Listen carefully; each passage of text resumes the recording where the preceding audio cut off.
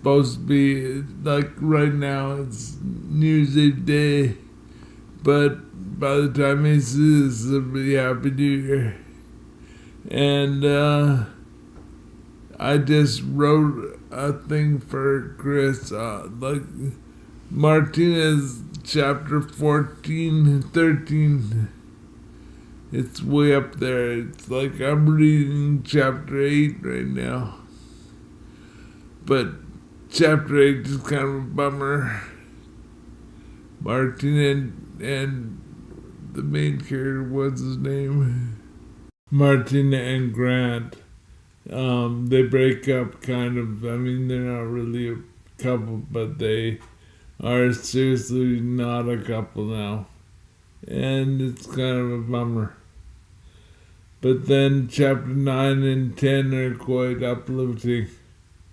It's the big presentation of Green Army 5.0 stuff.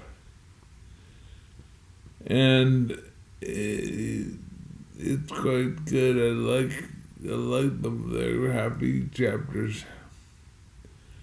And then 11, 12. Yeah, they're good too, but just work on them a bit more. And 13 and whatever.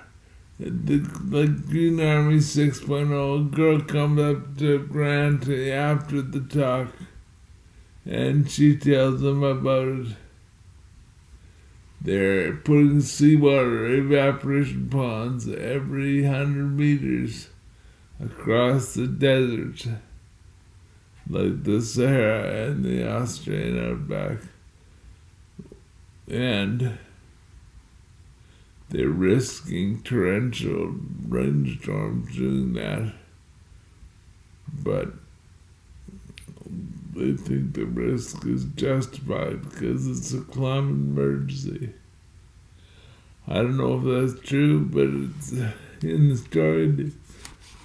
I mean, the hope is that the water will evaporate and cause rain in the right places, like over the desert. And the desert will all green up. And I suppose the rest of it could fall in the ocean. But if it falls like over London or something, that's a problem. Hopefully not. Hopefully it would work. And then there'd be good rain because the ponds would be filled up again. And succession would take place, which is like nature. The plants that come in are nitrogen fixers and things that actually make the soil better for the next plants. And eventually get woody plants, and Green Army 6.0 plan is to bury the wood after that. So let's see, there's trees and they're planted and they're buried underground, so you have a carbon sequestering going on. That would be good. A lot of carbon sequestering. Like really, you could just cut down the world's forests and bury them underground. And you have all the carbon sequestered, and the forest would go back. I wonder if that's a cure to the greenhouse effect. I should admit some my downside here. Like last night, I thought it was New Year's Eve, but it wasn't. It was 2 days before New Year's. It's New Year's Eve day today, not yesterday. So when I was surprised when I didn't hear fireworks while I was going to sleep. And that's because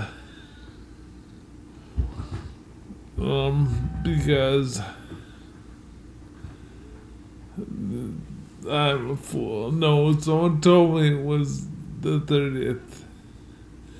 Someone told me there was like 30 days of December, but no, there's 31. And the other downside is, like, I get really excited about solutions to greenhouse effect. And then it goes, that's why Green Army 6.0 is now a thing. Because the first 5 have got old. I mean, probably lots of solutions I need. But that's not what I want to talk about either. What do I want to talk about? I can't remember. Yeah, it's about putting up walls. Like, limiting yourself. Because I just watched a whole bunch of videos that kind of blew my own mind. I mean,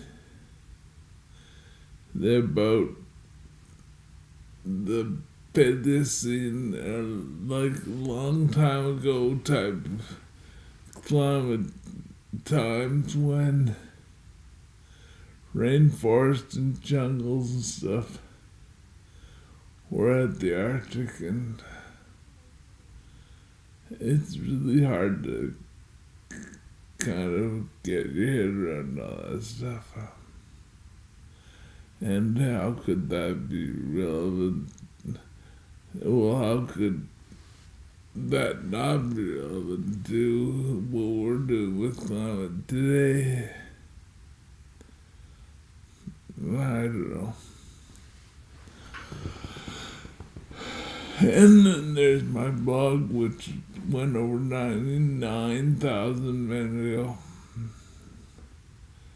It'll probably be 10,000 tomorrow or the next day. And then I can monetize it. Allow you to monetize after 10,000.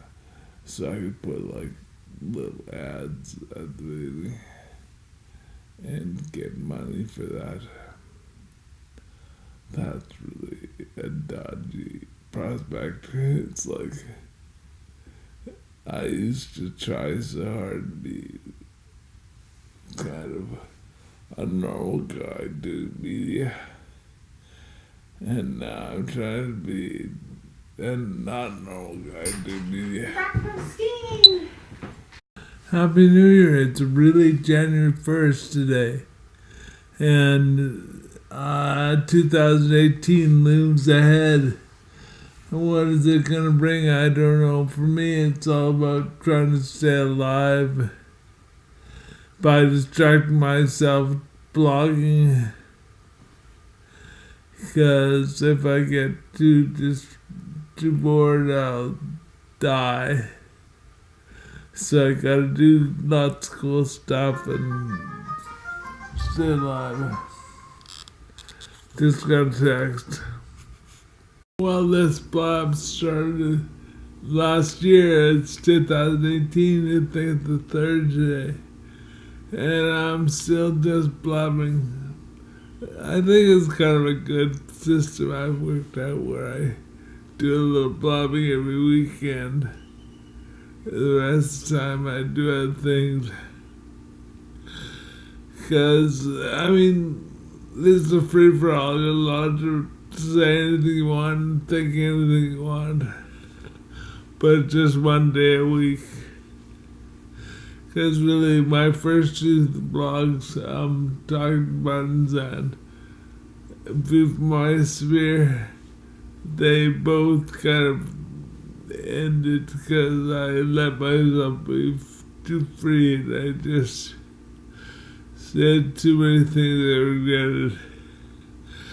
I mean, I've got a few retractions right now. I'm going to get to retractions are important to do because otherwise they grind in your brain a lot. Like, you're thinking about them all the time. All the things you said that were stupid or wrong. And, what else? I guess that's all for now. For January 3rd. Yeah, I just finished my Friday thing. I'm talking about buying a piece of land down in Baja and demonstrating that you can make deserts green again. That'd be good if I actually succeed in doing that. I mean, the odds of me getting down there are quite low.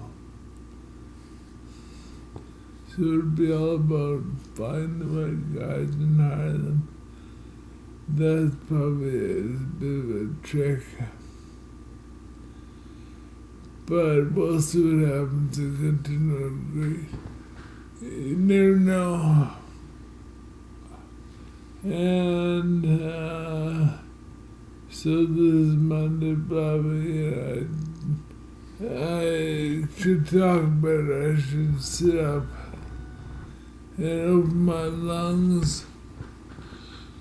Hello! And that kind of thing.